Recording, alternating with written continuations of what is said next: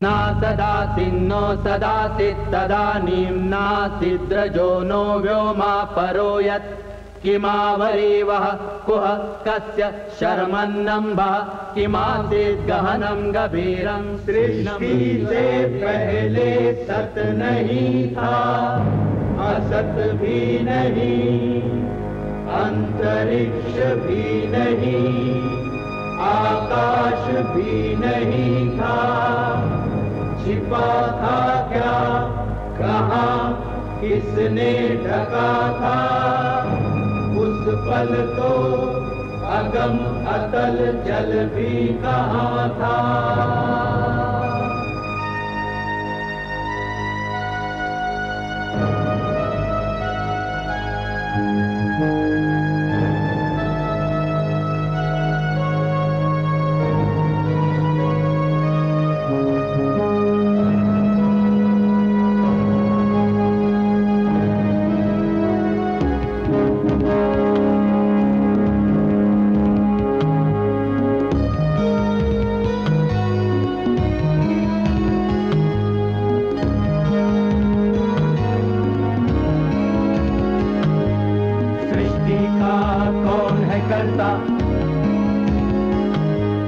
करता है वाह करता, ऊंचे आकाश में रहता, सदा अध्यक्ष बना रहता, वही सचमुच में जानता या नहीं भी जानता है, किसी को नहीं पता, नहीं पता, नहीं है पता, नहीं है पता।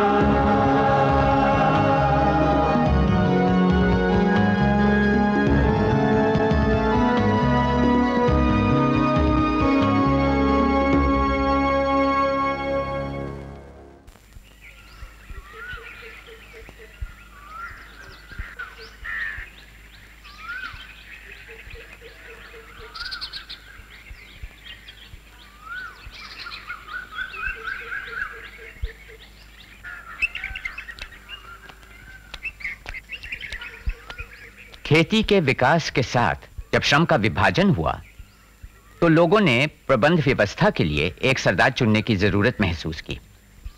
कबीले के लोगों के साथ सरदार भी खेत में काम करता और पैदावार का बंटवारा करना उसी की जिम्मेदारी होती। पर जल्द ही सरदार का ओहदा पुश्तैनी हो गया और फिर उसमें और किसी राजा में फर्क बहुत कम रह गया। उस वक्त हिंदुस्तान में बहुत से छोटे राज्य फैले हुए थे। हर शहर और उससे जुड़े कुछ गांव और खेत की अपनी अलग हुकूमत हुआ करती थी। इस तरह के राज्य नगर गणतंत्र थे, जिनमें कोई एक राजा नहीं बल्कि शासन के लिए चुने हुए नुमाइंदों की एक सभा होती थी। मगध की राजधानी पाटलिपुत्र के पास लिच्छवियों का नगर था वैशाली। वहां के गणसंघ का शासक नायक कहलाता था और नायक का चुनाव कुलीन जनों की सभा किया करती थी। उस समय के प्रमुख राजतंत्र थे मगध, विदेह, कौशल, काशी और पांचाल। ईसा पूर्व 7वीं शताब्दी तक अलग अलग कबीलों ने 16 बड़े राज्यों या जनपदों की स्थापना की। ये जनपद दो तरह के थे, राजतंत्र जो गंगा के मैदानों में फैले थे और गणसंघ जो हिमालय की तराई और उत्तर पश्चिमी हिस्सों में। लेकिन चाहे वो राजतंत्र हो या गणसंघ, बुद्ध काल तक सत्ता पर आधारित राज्य की पूर्ण रूप से स्थापना हो चुकी थी।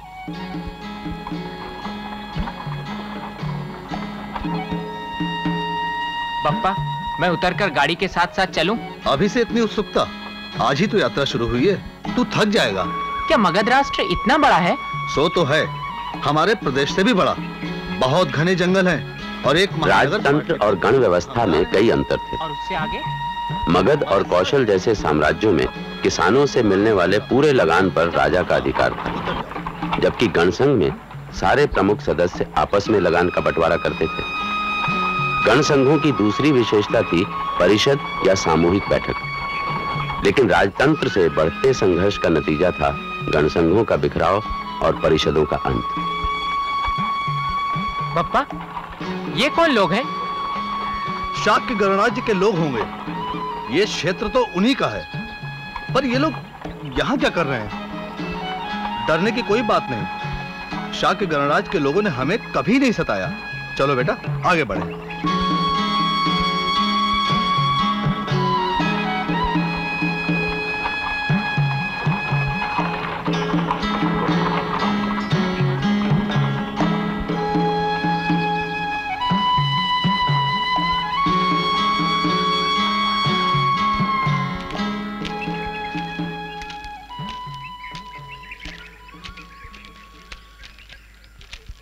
किस ओर जा रहे हो? पाटलिपुत्र। माल क्या है? यही व्यवसाय का सामान, कपड़ा लत्ता। चुंगी देनी होगी। चुंगी? किस लिए? मार्क कर। वो तो मैं दे चुका हूँ। किसे दे चुके हो? कौशल राज्य के राज्य अधिकारी कोष में। वो सब हम नहीं जानते, ये शाक्य गणराज्य के सभा की ओर से कर है। एक ही मार्ग के उपयोग के लिए दो दो बार कर मैं क्यों दूं? देखिए, मेरा एक छोटा कारवां है, मैं एक निम्न वणिक हूं। दो दो बार कर चुकाने की ताकत मुझ में नहीं है। फिर यहां से नहीं जा सकते। जाओ सारा माल उतार लो। अरे अरे ये क्या कर रहे हैं आप लोग? हट जाइए। बच्चा छोड़िए उसको, छोड़ दीजिए, मत कीजिए। अरे जाने दीजिए। तुम्हें अच्छी तरह से ज्ञान है कि ये व्यापारी क्या नाम है इसका? वसीथक। हाँ, व्यापारी वसीथक। क्या वो निश्चय ही कौशल राज्य का निवासी है? जी महाराज, कौशल व्यापार शनि से भी पता करके आया। सामान्य सदस्य, वैसे छोटा मोटा व्यापार है उनका। और उसके इकलौते बेटे की हत्या हुई? जी महाराज, बहुत बुरी तरह से मारा गया। वो तो अभी अबोध बालक ही था। अच्छा, तुम्हारा क्या विचार है? शाह के घनसंघ को उस मार्ग पर चुंगी कर लगाने का कोई अधिकार नहीं है महाराज। वो अच्छी तरह जानते हैं कि वहां का मार्ग कर हम पहले ही नियमित रूप से प्राप्त करते आए हैं। कौन कहता है कि उन्हें कोई अधिकार नहीं? मार्ग उनके क्षेत्र से होकर निकलता है। सामान्यतः उनमें और हम में चुंगी कर बांटने का समझौता होना चाहिए, परंतु यह देखते हुए कि चोर उचकों के साथ समझौता करें, कभी नहीं। अब शाह के गणराज्य ने अपने आप को स्वयं फंसा लिया है। हमें अब उन्हें समाप्त करने का एक अच्छा बहाना मिला है। क्यों गुरुजी, आपका क्या विचार है? जितना शीघ्र ये शुभ कार्य हो जाए उतना ही अच्छा। वे लोग भ्रष्ट हैं। यज्ञ दान बलि में उनका विश्वास नहीं, ब्राह्मणों का आदर नहीं। यदि आप युद्ध करना चाहते हैं महाराज, तो याद रहे उनका हर सदस्य सशस्त्र सैनिक है और हमारी सेना में लड़ने वाले बहुत कम हैं। भर्ती नहीं करेंगे तो लड़ना निरर्थक होगा महाराज। सेनापति अम्बरीश, आपका यह तर्क ठीक नहीं है। हमारी सेना इतनी कमजोर नहीं है कि शाह के गणराज्य का विनाश न कर सके। और फिर अधिक सैनिक भर्ती करने के लिए साधन कहां से लाऊं? कर बढ़ाइए। कर बढ़ाना आसान है अम्बरीश, किंतु समेटना कठिन। सेनापति को याद नहीं शायद कि पिछले माह कर राशि दुगनी कर दी गई है। राज्य की भलाई के लिए राजा जब चाहे कर बढ़ा सकता है। तब भी जब यह राशि एक पूरे गणराज्य के विनाश पर खर्च होगी। क्या शाह के गणराज्य को अस्तित्व का उतना अधिकार नहीं जितना कौशल राज्य को है? नहीं, अधिकार नहीं है। तुम इतने सालों से हमारे सेवक रह चुके हो, अब भी गणराज्यों के बारे में उल्टा सीधा सोचते हो। गणराज्यों से हमारी शोभा दब जाती है, हम आगे नहीं बढ़ सकते। और फिर उनके पास उपजाऊ क्षेत्र है, वो हमारा व्यापार मार्ग कभी नहीं रोक सकते। हमारी प्रजा हमें एकमात्र शासक स्वीकारती है और बदले में हम उनकी रक्षा करते हैं। किंतु गणराज्य के लोग कुएं के मेंढक जैसे हैं, वो किसी के सामने झुकना ही नहीं चाहते। महाराज, मेरे अपने प्रियजन मल्ला गणराज्य के सदस्य हैं और मैं उनका विनाश नहीं चाहता। वो शायद बच जाएंगे क्योंकि उन्हें शाक्यों जैसा झूठा अभिमान नहीं है, किंतु शाक्यों को मैं क्षमा नहीं कर सकता। महाराज प्रसन्नजित, हमारे पिता ने उनसे एक क्षत्रिय वधू की मांग की थी, तो क्या किया था उन्होंने? अपनी एक दासी भेजी। मेरे पिता एक शाक्य स्त्री से विवाह के योग्य नहीं थे क्या? मेरी अपनी माता उनकी दासी रह चुकी है, मैं उन्हें क्षमा कैसे कर सकता हूं? नहीं, कभी नहीं। महाराज, आपका क्रोध और दुख अपनी जगह पर उचित है, परंतु गणराज्य और साम्राज्य दोनों के अधिकार एक हैं और गणराज्य अपने अस्तित्व के लिए मर मिटने को तैयार है। उन्हें विध्वस्त कर देना चाहिए, उन अधःपतित क्षत्रियों को जो वैदिक रीत नहीं मानते, वे विधर्मी जो होम हवन यज्ञ और बलि को नकारते हैं, उनका अंत निश्चित है। हाँ, उनका अंत निश्चित है। क्या राज्य और शासन होम और बलिदान पर निर्भर है? अवश्य है। यदि महाराज विरुद्ध का अनुमति दें तो मैं अपने शास्त्रों के विषय में कुछ कहूं। अवश्य। राज्य और राजा दोनों का साथ है। यह तब हुआ जब मनुपुत्र अंगा का पुत्र वेन राजा बना।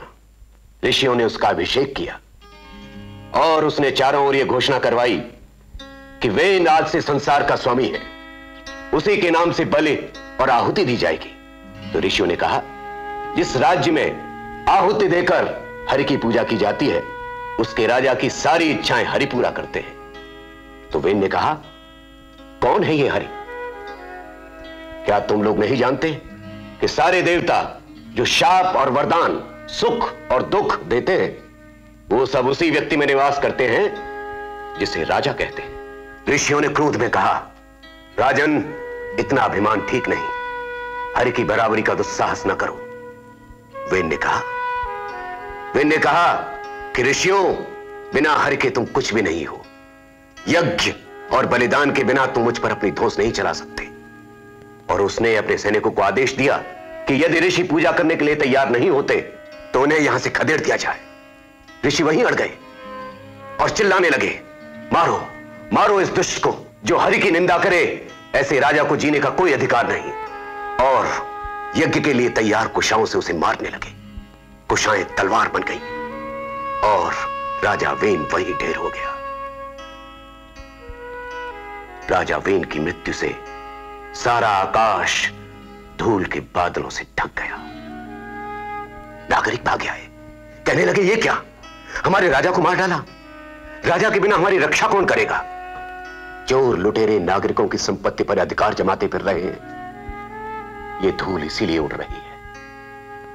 ऋषियों ने फिर निर्णय किया कि राज्य में व्यवस्था के लिए तुरंत किसी और को राजा बनाया जाना चाहिए। वो उस पुत्रहीन मृत राजा की जंघा को सहलाने लगे। एक कुरूप सा मनुष्य उत्पन्न हुआ। ऋषियों ने जब उसे देखा तो बोले, अरे ये तो बहुत कुरूप है, ये तो राजा नहीं बन सकता, जाओ इसे कहीं छोड़ाओ।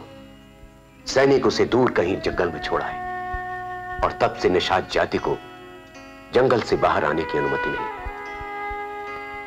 ऋषि बोले, निषाद में जन्म लेकर वेन के पापों को उसके शरीर से निचोड़ लिया है।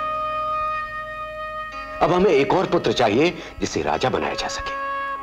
वेन की दाहिनी भुजा मली तो उसमें से अस्त्र शस्त्र कवच धारण किए अग्नि के समान प्रकाशवान एक पुरुष प्रकट हुआ, पृथु। पृथु बोले, हे मुनिगण, मुझे धर्म की मर्यादाओं का सूक्ष्म ज्ञान प्राप्त है। मैं आपके सभी आदेशों का निसंकोच पालन करूंगा। पृथु ने लोगों का रंजन किया, इसीलिए उसे राजन कहा गया। उसने ब्राह्मणों के क्षत अर्थात घावों को भरा, इसलिए उसे क्षत्रिय कहा गया। उसी के शासनकाल में दुनिया सद्भाव और सज्जनता के लिए प्रख्यात हुई, इसीलिए उसे पृथु की बेटी पृथ्वी कहा गया। तथागत गौतम बुद्ध ने कहा है कि वे राजपुरुष जो समृद्ध और संपन्न राज्यों पर शासन करते हैं, अपनी अतृप्त इच्छाओं की पूर्ति के लिए अपने लोभ का उपयोग दूसरों के विरुद्ध करते हैं। यदि ऐसे लोग नश्वरता के प्रवाह में अपने लोभ और शारीरिक सुखों के लिए लगातार बढ़ते चले गए तो भला कौन इस पृथ्वी पर सुख से रह सकता है? आचार्य बृहस्पति ने कहा है कि यदि राजा का भय न हो तो लोग एक दूसरे को नोच खाकर तबाह न कर डालेंगे। समाज आधारित है कृषि और व्यापार पर, और उसकी रक्षा करते हैं वेद, और इन सबों की रक्षा राजा अपने कर्तव्यों का पालन करके करता है। किसी भी व्यक्ति को राजा को सामान्य व्यक्ति समझकर नहीं चलना चाहिए। राजा मनुष्य के रूप में देवता है।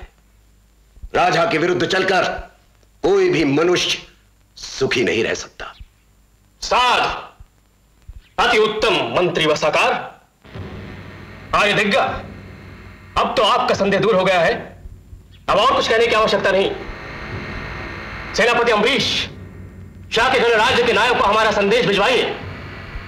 हमारा दूत उनसे कहे कि हम उन्हें अंतिम चेतावनी दे रहे हैं, या वो स्वेच्छा से आत्मसमर्पण करें या फिर अपने विनाश की तैयारी करें। परिषद का कोई सदस्य इधर आते देख रहा है क्या? जी नहीं महासम्मत। अब कब तक और प्रतीक्षा करें नायक महानामा? इस बार तो आपको ही गणसंघ की ओर से निर्णय करना होगा। हम ये तीसरा चक्कर लगा रहे हैं और आपकी परिषद की बैठक ही नहीं हो पाती। थोड़ा धीरज रखें श्री सेठ, वो आते ही होंगे। ये एक गहन समस्या है। देखिए, महामार्ग पर सैनिक बल हम व्यापारियों की सुरक्षा करने के लिए है, उनका वध करने के लिए नहीं। कौशल व्यापार श्रेणी ने हमसे इसकी कड़ी निंदा की है और वैसे ही उन लोगों से संपर्क रखना कठिन हो गया है, शाक के गणसंघ और कौशल राज के द्वेष के कारण। हम अपनी गलती स्वीकार करते हैं। हमें खेद है कि हमारे सैनिकों की नासमझी की वजह से एक निर्दोष की हत्या हुई। ये सब ठीक है नायक महानामा, पर ये कब तक चलता रहेगा? हाँ, शाक के गणसंघ टूटकर बिखरने लगा है। हमारी व्यापार श्रेणी ने आपसे संधि की तो केवल इसलिए कि हमारे व्यापार को बढ़ावा मिलेगा। बदले में व्यापारी आपको लाभ का एक हिस्सा देते हैं। हमने कोई भूल नहीं की तो परिषद को भी अपना कर्तव्य निभाना होगा। पर जब परिषद की बैठक ही नहीं हो पाती तो निर्णय कौन करेगा?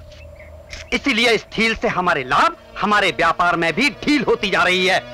कब तक नुकसान उठाएंगे हम? आप बात को बड़ा चढ़ा करके कह रहे हैं। अब चुंगी के ही मामले को लीजिए, हम महामार्ग के उपयोग का पूरा कर देते हैं, ऊपर से आपने भी कर लगा दिया। अरे क्यों दो बार कर दें? और ये मार्ग तो कई गणसंघों के क्षेत्र से होकर जाता है, हर एक को अलग अलग कर देना होगा। इस तरह तो हमारे लाभ की वृद्धि हो चुकी। जब आप कौशल साम्राज्य को कर दे सकते हैं तो हमें क्यों नहीं? और आप ये प्रश्न कौशल साम्राज्य से क्यों नहीं उठाते? महासम्मत, आप ये मत समझिए कि वो लोग आपकी तरह हाथ पर हाथ धरे बैठे हैं। कल ही उनका प्रतिनिधि एक सुझाव लेकर आया था। अगर हम उनकी बात मान लेते हैं तो हमें काफी फायदा होगा। इसका मतलब आप उनके साथ संबंध रखने वाले हैं? क्यों नहीं, इसमें बुराई क्या है? अगर कौशल साम्राज्य के साथ हम समझौता कर लेते हैं तो महाराज विरूढ़क ने हमें वचन दिया है कि मगध आते सारे महामार्गों पर हमें वर्ष में एक ही बार चुंगी देनी पड़ेगी। इससे हम पे जो भार है वो भी कम हो जाएगा और बार बार कर देने का झंझट भी नहीं रहेगा। ऐसा वचन वो किस आधार पर दे सकते हैं? महामार्ग कई गणसंघों के क्षेत्रों से होकर के गुजरता है और वो सब के सब हाथ पर हाथ रख करके बैठने वाले नहीं। ये कौशल साम्राज्य जाने और गणसंघ जाने, हमारे लिए तो बड़ी सुविधा रहेगी। और जिस प्रकार आपकी परिषद कार्य कर रही है आजकल, स्पष्ट है कि महाराज विरूढ़क का पलड़ा भारी है। महाराज विरूढ़क हमें रौंदना चाहते हैं, हमें कुचलना चाहते हैं, जैसे मगध साम्राज्य ने लिच्छावी गणसंघ को नष्ट कर दिया। यह एक योजना है।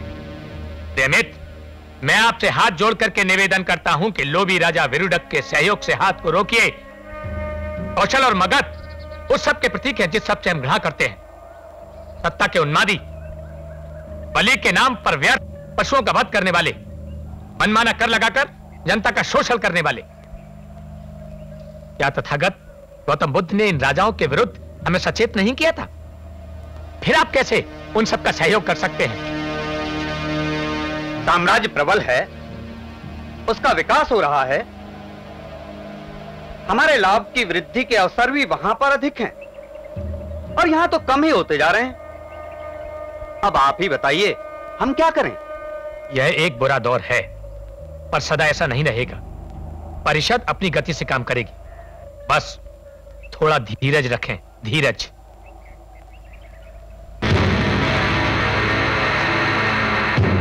कौशल नरेश महाराज विरूढ़क की ओर से संदेश लाया हूं। शाक्य गणराज महाराज की सत्ता स्वीकार करें। यदि ऐसा नहीं करेंगे तो हमारी शक्तिशाली और महान सेना को आदेश मिला है कि वो शाक्य गणराज्य को समाप्त कर दे। अपने स्वामी से जाकर के कहो कि हम उनकी प्रधानता अस्वीकार करते हैं, हम प्रतिरोध करेंगे। जाओ।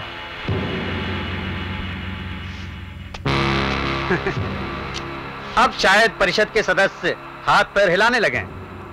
ठीक कहा, परंतु पहले तथागत महात्मा बुद्ध से विमर्श करना होगा।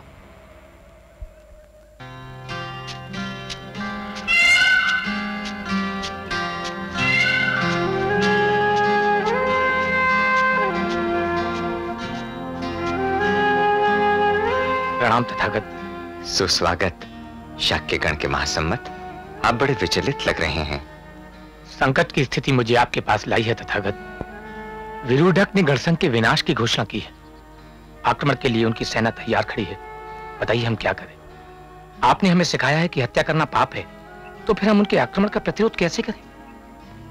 क्या शाक्य गणसंघ की परिषद अक्सर इकट्ठे होकर राज्य के संबंध में विचार विमर्श किया करती है? कई दिनों से इसमें कुछ ढील अवश्य रही है तथागत।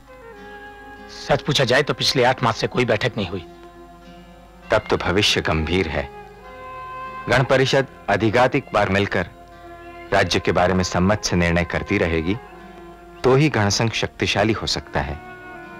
जाकर अपने लोगों से यही कहो। यदि वो हम पर आक्रमण करें तो क्या हिंसक प्रतिरोध की अनुमति है? मैंने कहा तो है हत्या मत करो, पर इसका अर्थ ये नहीं कि अपना बचाव भी पाप है। कौशल साम्राज्य आक्रमण करे तो प्रतिरोध करो, पर पहला वार तुम्हारा ना हो। जो आज्ञा तथागत।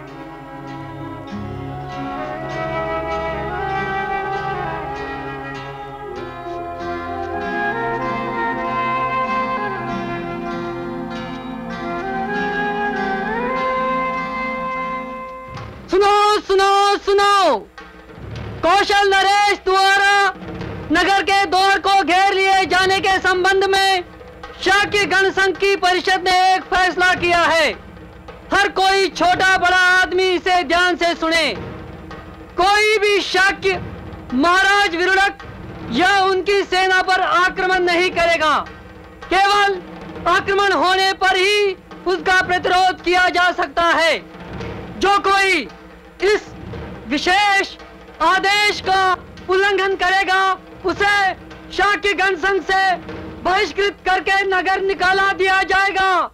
शाक्यों के सभापति महानामा, कौशल नरेश महाराज विरुडक की ओर से मैं आपका अभिवादन करता हूं। महाराज विरुडक और उनके योग्य मंत्री अम्बरीश को मेरी शुभकामनाएं। महाराज विरुडक का कहना है कि शाक्य संघों के प्रति उनके हृदय में ना तो प्रेम है और ना ही घृणा। वो सिर्फ ये कहना चाहते हैं कि आप उनकी सत्ता स्वीकार कर लें और उसके बाद शांति के साथ जीवन यापन करें।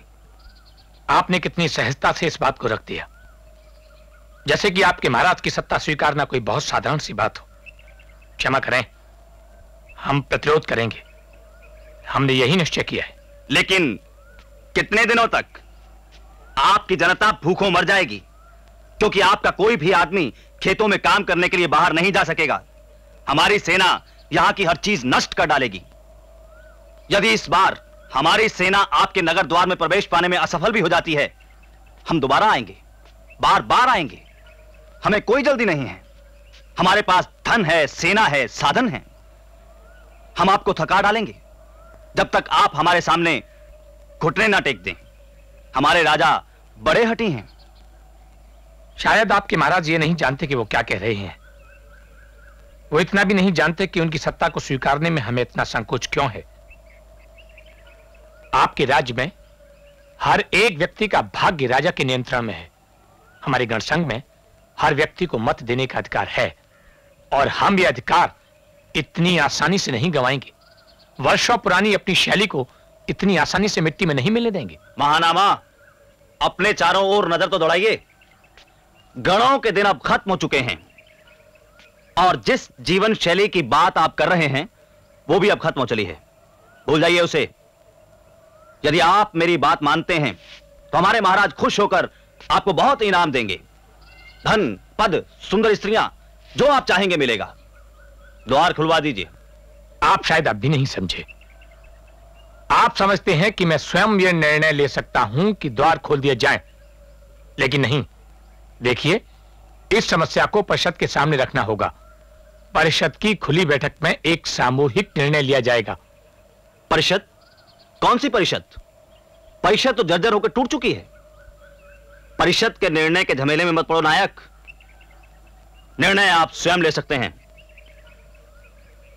परिषद में इस बात को उठाने से पहले आप वादा करते हैं ना कि अगर दरवाजे खोल दिए जाएं तो किसी भी प्रकार की कोई लड़ाई नहीं होगी और ना ही हमारे किसी भी व्यक्ति को कोई तकलीफ होगी। अवश्य, मैं वादा करता हूं।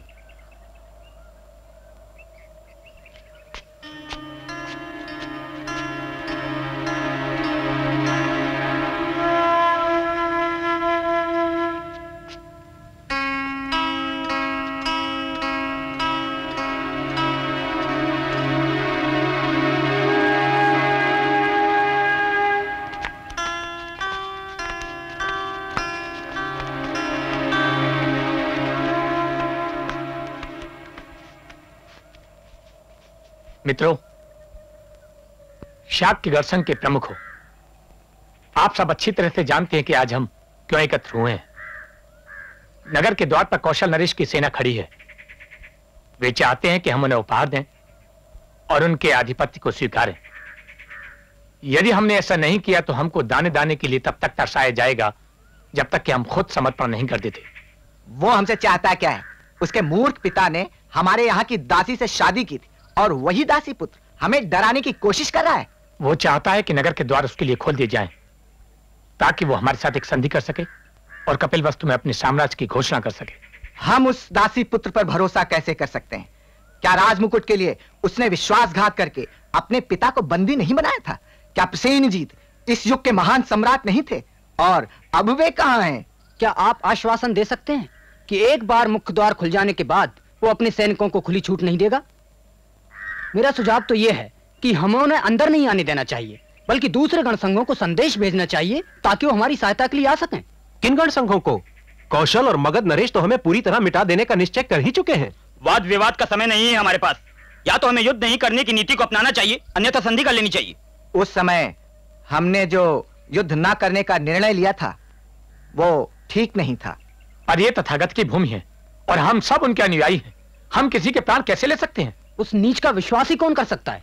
कौशल नरेश वचनबद्ध हैं। उन्होंने कहा है कि यदि नगर के द्वार खोल दिए जाएं तो हमारे किसी भी व्यक्ति को कोई हानि नहीं पहुंचेगी। मुझे लगता है कि हमें नगर के द्वार खोल देने चाहिए। महासम्मत से एक सवाल करना है, खास तौर पर जब आप समर्पण का प्रचार कर रहे हैं। क्या कौशल का दूत आपसे मिलने आया था और उसने ये कहा था कि यदि आप परिषद को द्वार खोलने पर राजी कर लें तो आपको धन और सुंदर स्त्रियों को इनाम में दिया जाएगा? क्या बक रहे हो? महासम्मत का ऐसा प्रस्ताव स्वीकार कर सकते हैं? ये तो सच है कि उनका दूत मेरे पास आया था और ये बड़ी निंदास्पद हरकत की। मेरी पूरी बात तो सुनिए। यह भी सच है कि उसने मुझे सत्ता और धन का लालच भी दिया, और वो सब भी जिसे वो बहुत महत्वपूर्ण समझते हैं। लेकिन मैंने मना कर दिया। मैंने कहा कि समर्पण का निर्णय मुझे अकेले के हाथ में नहीं, बल्कि परिषद की खुली बैठक में एक संयुक्त निर्णय होगा। हम आपकी बात पर विश्वास कैसे करें? हालांकि यह सच है कि यहाँ पर किसी एक व्यक्ति की बात नहीं चलती, पर कौशल राज ने आपको खूब धन दिया होगा ताकि आप फैसला उनके पक्ष में करवाएं। ये आरोप लगाने का आपको कोई हक नहीं। महासम्मत पर कीचड़ उछालने की हिम्मत तुझमें कहां से आई दुष्ट? क्या कहा तुमने? इसलिए कि ये देशद्रोही है। शांत हो जाइए, शांत हो जाइए। ये संकट की घड़ी है। आपसी झगड़े और फूट का समय नहीं। हमें एकता भाव चाहिए। बड़े आए एकता वाले। ठंडी बुद्धि से काम लीजिए। ये हमारी एकता भंग करने का षड्यंत्र। हमें उनके बनाए हुए जाल में नहीं फंसना चाहिए। मेरा कहना तो यह है कि हमें शस्त्र उठाकर कौशल सेना के विरुद्ध युद्ध करना चाहिए। तथागत महात्मा बुद्ध के नियमों के विरुद्ध हम ये नहीं कर सकते। हमें आत्मसमर्पण करना होगा। नगर द्वार खोलने होंगे। चलो साथियों। रुकिए, शांति से काम लीजिए।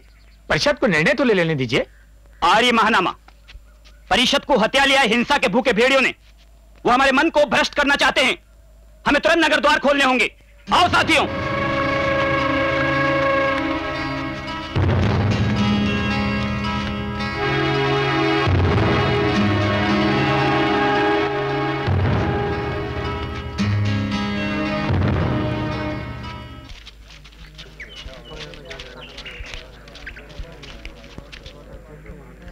द्वार खोल दो।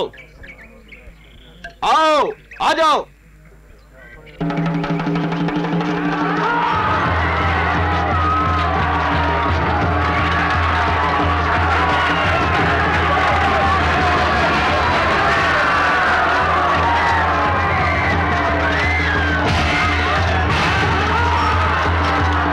रुकिए, रुकिए, रुक जाइए। यज्ञ मत कीजिए, रुक जाइए, रुक जाइए, रुकिए, रुकिए, रुकिए, रुक जाइए, रुक जाइए। महाराज, मैं इन घमंडी शाकियों को यह बता देना चाहता हूं कि राजा क्या होता है। हाँ, इन शाकियों का मुंह हमेशा के लिए बंद कर दो। ये किसके आदेश से कर रहे हैं आप लोग? मेरी बात को सुनिए। रुक जाइए, रुक जाइए, रुक जाइए। हटा। रोकिए, रोकिए, रोकिए, रुक जाइए। नगर के एक एक व्यक्ति को खत्म करो।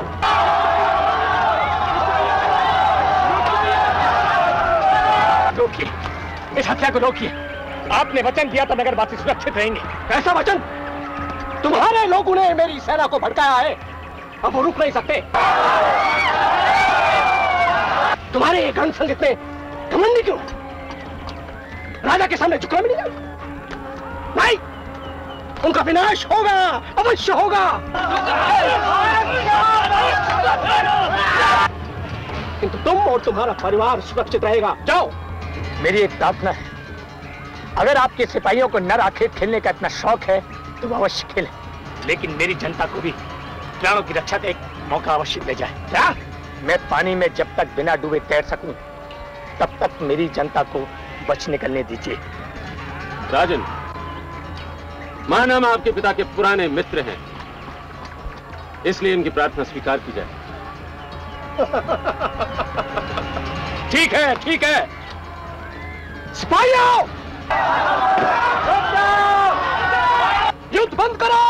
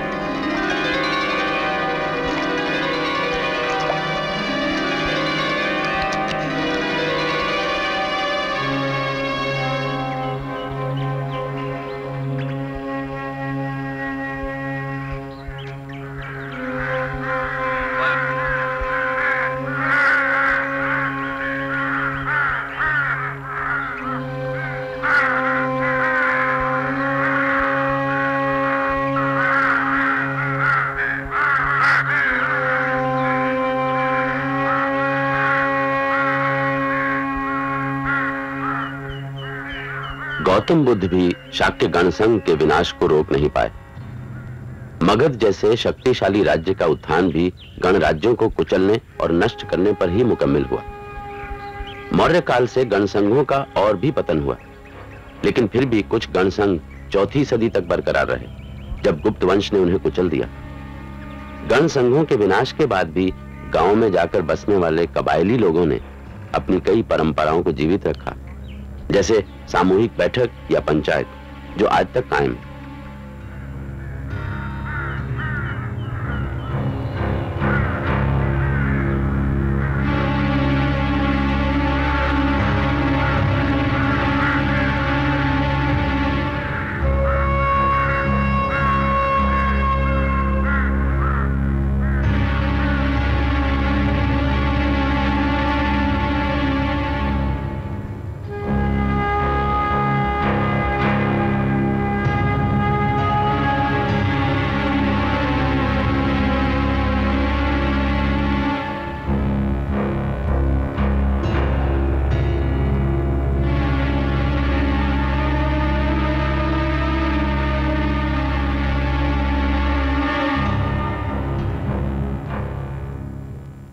शुरू में राजा का चुनाव होता था, पर धीरे धीरे यह ओहदा पुश्तैनी हो गया और राजा के मरने के बाद उसका सबसे बड़ा बेटा गद्दी पर बैठने लगा। पुराने रीति रिवाजों की परंपरा राजा की मनमानी को रोके हुए थी। राज्याभिषेक के मौके पर राजा को जनसेवा की यह कसम लेनी पड़ती, अगर मैं आप लोगों पर ज्यादती करूं तो प्रभु मेरी जिंदगी और मेरे बच्चे मुझसे छीन ले। अहम कामों के लिए राजा को सदा हाजिर रहना पड़ता, क्योंकि राजा की इच्छा पर जन कार्य बंद नहीं किए जा सकते थे। प्रजा की खुशी में ही राजा की खुशी हुआ करती थी। जिस काम में उसे सुख मिले वो सही नहीं माना जाता था, बल्कि प्रजा का सुख ही उसे सही मानना पड़ता था। वैसे ये आदर्श बहुत कम राजा निभा सके। बहुतों ने अपनी मूर्खता की वजह से देश और प्रजा को बर्बाद कर दिया। यही वजह है कि हिंदुस्तानियों ने एक आदर्श राजा श्री राम की याद ताजा रखी है, जो समझदार भी थे, इंसाफ पसंद भी। हिरण्यगर्भात् समवर्तताग्रे भूतस्य जातः पतिरेक आसीत् सदाधार पृथिवीं व्यामुते मां कस्मै देवाय हविषा विधेम।